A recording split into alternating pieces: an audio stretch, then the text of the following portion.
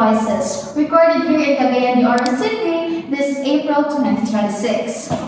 So, we will be talking about a very important issue, whether Philippines should implement compulsory military service at the age of 18.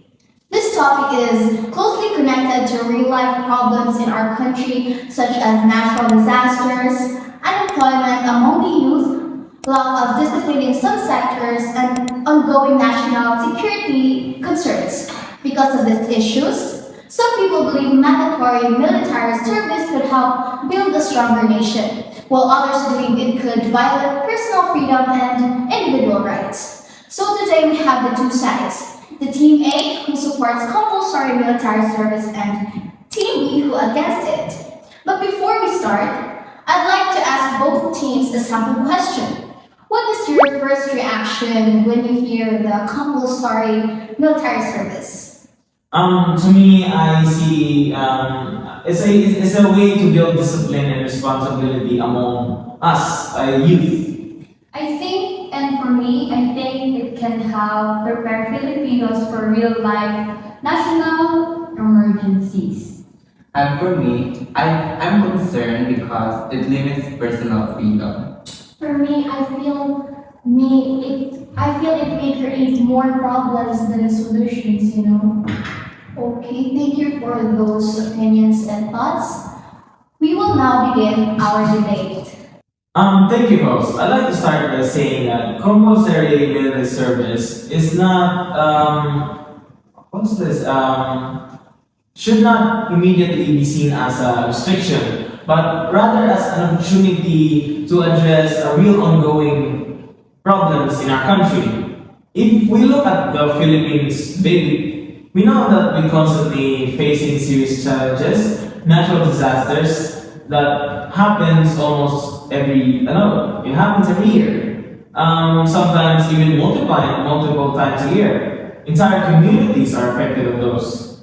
And in many cases, the first people that responds are not the professionals like the police, the firefighters, but the citizens, the people in that community who are simply trying to help. Now, if you imagine, if those ordinary citizens were actually trained,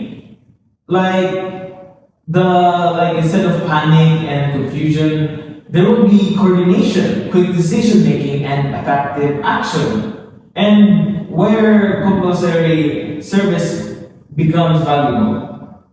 Also, as based on the studies of military health and disaster response system, it shows that individuals trained under structured systems perform significantly better in emergency situations because they are used to working under pressure and allowing coordinated instructions. So, it's just not about military strength, it's about preparedness.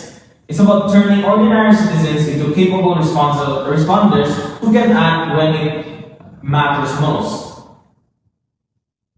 Thank you. And also, the Philippines faces a lot of disasters each year, like typhoon, floods, and even earthquake. And according to Pag-asa, we experience about 20 to more tropical cyclones each year. And so at this point, it's not even surprising. It's like storm is, It's just there. it's just normal, but the damage is there. And exactly, that's the problem. That's our problem. So we're used to it, but we're always not prepared. So if citizens are trained, they can respond faster during emergencies instead of just waiting for rescuers. People can actually step in and help. And honestly, it's in a situation like that, every second matters because life is in the line, right?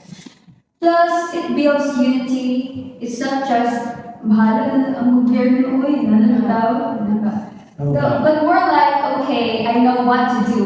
Like, yeah. And that mindset can really make a difference. It could save lives. Yeah. Thank you for that opening statements. You may now start. Maybe. I understand the intention behind compulsory military services, but I also believe that it raises serious concerns about personal freedom and individual rights.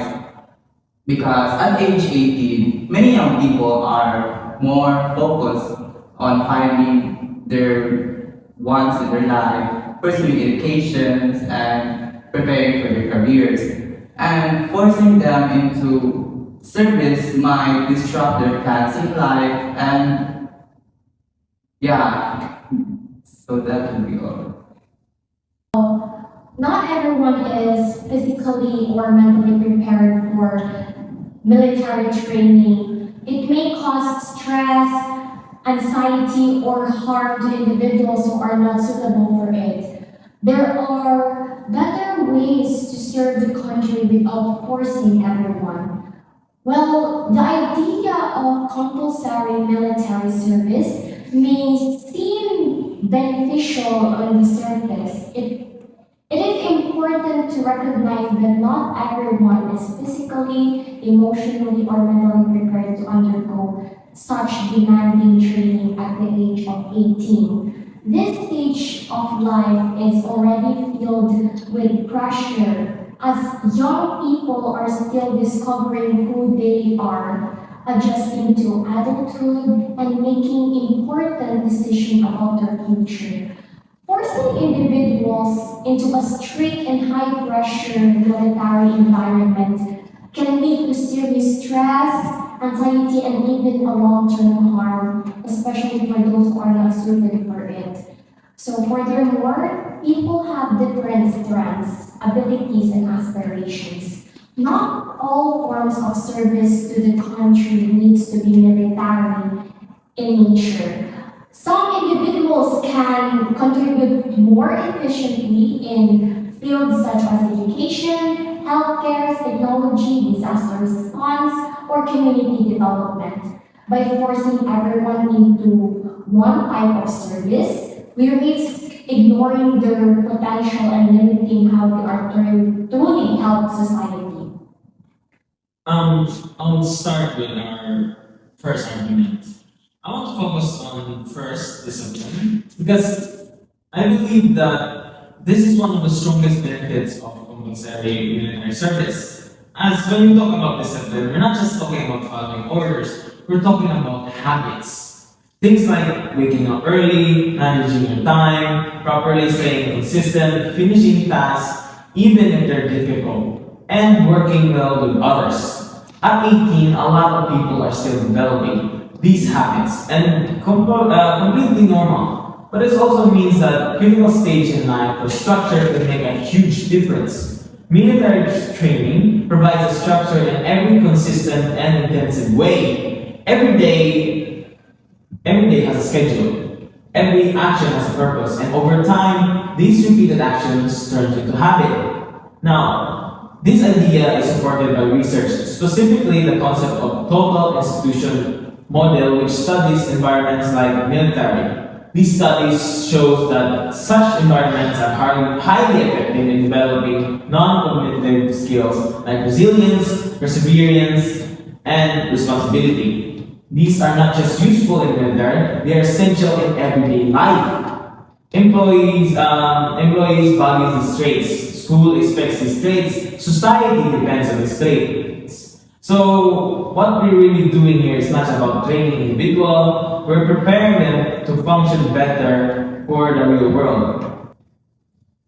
And it also builds patriotism. If you look at countries like South Korea, people from different backgrounds are brought together because of military service. Do you know BTS, right? Yes. And let's be real, when you put a bunch of random people together and make them go through a same challenge, they're either going to fight or actually to learn how to work together. And ideally, it's the second one, right? And over time, that shared experience built discipline, teamwork, and sense of responsibility. So it's not just about training. It's also about people feeling more connected to their country, just not just during holidays, but in real life situations. So you think people are not enough to teach this discipline? No, school also helps, but not all students experience strong discipline systems. And so military standardize it for everyone. The Philippines is already facing challenges in education and employment, and compulsory military services could make these issues worse by delaying students from being in the workforce, especially in those people who wants to support their family early. Based on Business World 2026, youth unemployment in the Philippines reached about 11.17%, with hundreds of thousands of young Filipinos struggling to find suitable jobs for their family. So, yeah, these delays affect many young people at once because it can also impact the country's productivity and economic growth. Yeah, but the military training can give them sort of job with it if they do have a like if they are better at that, they could continue in the military service. That way they will have a job. There are also the serious issue of government limitations, which cannot be ignored when discussing compulsory military service. While the idea may sound effective in theory, successful implementation requires a strong, well-funded, and highly organized system. However, the Philippines continues to face challenges such as limited funding, uneven distribution of resources, and concerns about corruptions, which raise doubts about the government's ability to manage large-scale mandatory program involving thousands or even millions of young people. If compulsory service is implemented without preparation, it could lead to overcrowded facilities, lack of proper equipment, and inefficient training personnel. This would not only lower the quality of training, but could also put individuals at risk. Instead of building discipline and national pride, it may result in frustration and negative experience among the youth. Corruption is another major concern, According to the Transparency International, the Philippines continues to face challenges in controlling corruption, which can affect how public funds are used without strict transparency and accountability. Resources for the mandatory service program could be mismanaged, leading to poor condition and unequal treatment. Additionally, the government already has multiple priorities, such as improving education, healthcare, and employment. According to the World Bank, countries like the Philippines still need to invest more in human capital, including education and health services, focusing large resources and on compulsory military service, and it may take attention away from this more urgent national needs instead of solving them. So what alternatives do you suggest? So improve educations and military programs like ROTC or disaster training instead of forcing military service. But I would also want to talk about something very real for us Filipino: disaster. We all know Philippines experience multiple typhoons in a year, along with floods, as she has said, 20 times. Or more, 20 or more. A year. Yes. And other emergency like earthquake, as you remember, a few months, or was it last year? Last Year there was a huge earthquake. Cebu and Cebu. Davao. Yeah, a lot of people died. 7.8. And during these events, the first 24 hours are extremely critical for the people that are affected. It could that 24 hours, that Every seconds. yeah, window of time. With that, you can save a lot of people. This experiences, research in disaster risk reduction shows that community-based responders are often the most important factors in reducing casualty during initial period. Why? Because they're already there. Like, if you think about it, what's more faster that will save you? Your neighbor or the firefighter that lives like at a station like an hour from your home? Now, imagine it, if more people in every community had proper training, people who know how to perform first aid, how to organize evacuation, how to communicate effectively during these emergencies. This would significantly improve our responses in our country. This is why I think that compulsory service is not just about military events. It's about building a nationwide network trained individual who can respond when disaster strikes. And it can also help with youth unemployment. According to the Philippine Statistics Authority, a lot of young people are still struggling to find jobs. And sometimes it's not because they're not smart, it's because they lack experience of practical skills. It can also help with youth unemployment. Same as a rebuttal with your point. Continue. It can also help with employment. According to the Philippine Statistics Authority, a lot of young people are still struggling to find a job. It's not because they lack of Intelligent. intelligence or that they're not smart, but it's because they lack of experience or practical skills. So a program like this can help because it gives structure, discipline, and skills like teamwork and leadership. So basically, it turns like, I don't know what I'm going to do with my life. To, okay, at least I have some direction now, like I have some skills now, I know what to do. Yeah. It might not magically give you a job the next day, but at least you won't panic every time someone asks, so what are your skills or what are you gonna do in the future? But does it guarantee employment? Well, not directly, but it builds discipline and skills that employers value.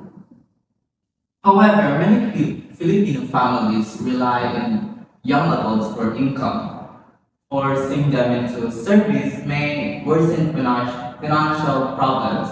Another important concern is the financial situation of many Filipinos, where young adults often play a key role in supporting household income, whether by working while studying or starting work immediately after high school. And according to Philippine Statistic Authority, national surveys like family income and expenditure service and labor force survey track household depends on income earners and employment for basic needs, meaning that if compulsory military service is enforced, it may force young earners to stop working even temporarily, creating financial strain, especially for low-income families who rely on steady income. Mental health is also a serious concern when it comes to compulsory military service. Military training involves strict discipline, high pressure, and physical and emotionally demanding situations, which are not suitable for everyone, especially for young people who are still adjusting to adulthood. According to World Health Organization, mental health conditions such as anxiety and depression commonly begin during adolescence and early adulthood, placing individuals in a stressful and highly controlled environment. At this stage, may increase the risk of mental health struggles rather than support their development. In addition, according to the American Physiological Association, exposure to intense stress and pressure without proper support can negatively affect a person's emotional well-being and overall functioning. Not all individuals respond the same way to stress, and forcing everyone into the same system ignores these differences. Because of this, compulsory military service may do more harm than good for some individuals. Instead of building resilience, it could lead to burnout, anxiety, or emotional distress, especially for those who are not mentally prepared for such an environment. Shouldn't citizens sacrifice for the country? Yes, but sacrifice should be voluntary, not forced.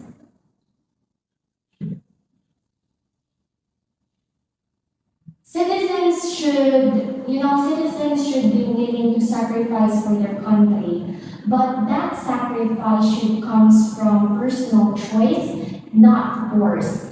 The true patriotism is shown when people choose to serve because they genuinely care about their country, not because they are required to do so by law. When sacrifice is voluntary, individuals are more motivated, committed, and passionate about what they do. They are more likely to give their best effort because it comes from a sense of responsibility and pride. On the other hand, if people are forced into services, it may lead to resentment, lack of motivation, and lower effectiveness. According to the World Bank, active citizens' participation and engagement are strong when people are empowered and given the freedom to choose how they contribute to society. This shows that willingness plays a big role in creating meaningful service. In short, sacrifice is important, but it becomes more meaningful, effective, and genuine when it is given freely, not imposed. I do understand that concerns about freedom, fairness, and implementation, and those are valid concerns. But I think it's important to separate the idea from the execution. The problem is being raised are mostly about how the system might implement it, not about the idea itself. With proper safeguards, clear policies, and strong monitoring, this issue can be addressed. So instead of rejecting compulsory military service, we should focus on improving of how it can be implemented effectively, so that it can be safe and more, let's say, what's it called? It works. And also, compulsory services doesn't mean everyone is going to be sent straight into combat. In countries like Singapore, national service includes roles like civil defense, medical support, and emergency response. So people can contribute based on what they're good at. And not everyone has to be physically strong. Some people can help in planning, communicating, or communicating, yeah, or healthcare. Because let's be real, not all of us are built like action movie heroes. And that's okay. The point is, everyone can still play a role. At the end of the day, it's not just about creating soldiers. It's about creating prepared, responsible citizens who actually know what to do when things go wrong. Even with flexibility, forcing participation is still an issue. True patriotism should come from willingness. Even if the system decides to be flexible, the main issue still remains. It's still mandatory, which removes a person freedom to choose how they want to serve the country.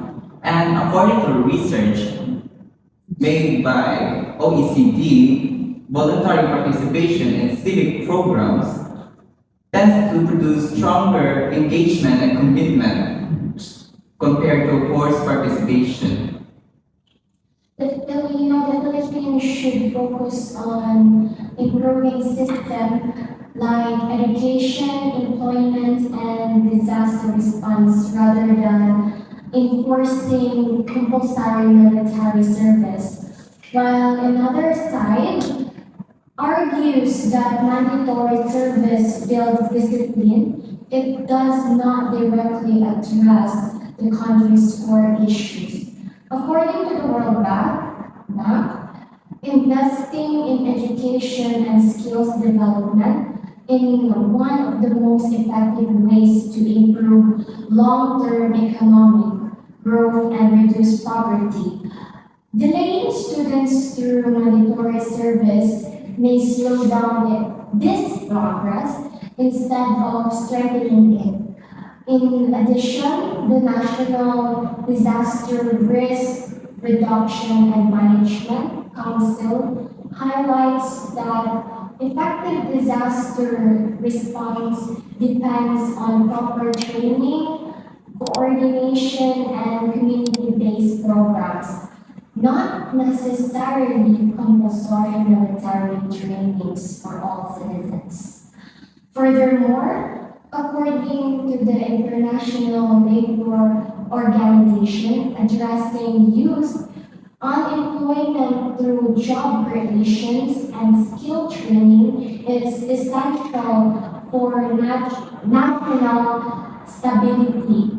Resources should be directed towards this urgent needs rather than a program that may not directly solve them. So instead of forcing one form of service, the government should strengthen these key sectors to create more sustainable and effective way for citizens to contribute to the nation.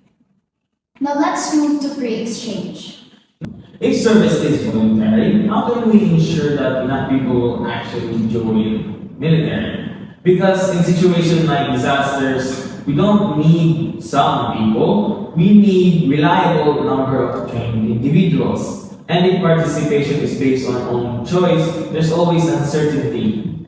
What if there's not enough people volunteering? What if less people are they're less likely to join? If certain areas have fewer trained individuals than others, that creates gaps in preparedness. So the advantage of compulsory system is that it removes that uncertainty. It ensures that every community has trained individuals and ready to respond. What are your answers to that? By improving volunteer programs and incentive instead of forcing everyone. Ensuring enough people during disaster does not necessarily require mandatory service. But what if volunteers aren't enough? Because let's be honest, during big disasters, not everyone will step up immediately. Some people might panic, freeze, or just not know what to do. If you look at countries like Israel, they make sure citizens are trained, so the country is always prepared. So it's not really about forcing people. It's more like making sure everyone has at least basic training. Because in an emergency, you can like say, I'll just Google it or like I'll just ask ChatGPT what to do, right? So it's not really about forcing people. It's more like making sure everyone has at least basic training because in emergency, like big emergency, you can't just say that I'll just Google it or I'll just ask ChatGPT. It's not the best plan. Then strengthen requirement and training system, not mandatory service. If volunteers are not enough, the solution is to strengthen requirement and training system, not to impose mandatory service. The government can invest in better disaster preparedness program, offer meaningful incentive like scholarship, job opportunities, or build partnership with schools and local communities to encourage participations. When people are well trained, properly equipped, and genuinely willing to serve, they tend to perform better and stay committed longer. And mandatory service may increase numbers, but it does not guarantee readiness, motivation, or effectiveness. In contrast, a strong voluntary system focuses on quality, sustainability, and professionalism. By improving organizations, funding, and outreach, we can build a reliable pool of skilled respondents without compromising individual freedom. Today we discuss an important issue affecting the Philippines. One side emphasizes discipline, unity, and national readiness. The other is emphasizing freedom, rights, and better alternatives. This shows that the issue is not simple. It is about balancing national needs and individual rights. Thank you to our speakers and listeners.